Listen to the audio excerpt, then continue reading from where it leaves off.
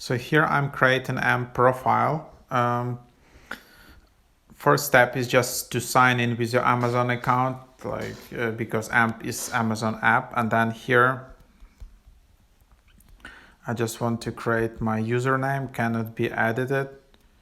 And then I just enter some, I can share a link to my social or website.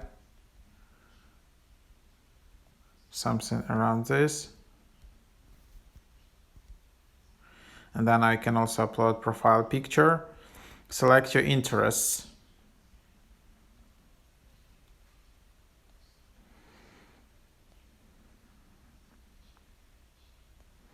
Then just tap complete profile.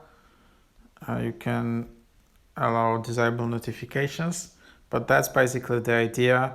So just browse shows,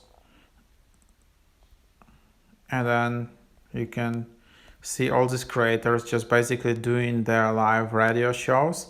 Maybe it's something similar to like Clubhouse, where you have these live audio chats.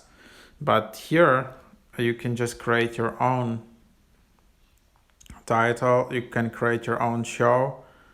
And I don't know if you can invite people or it's like a solo show or how that is working. Yeah, something interesting. You can edit your profile here.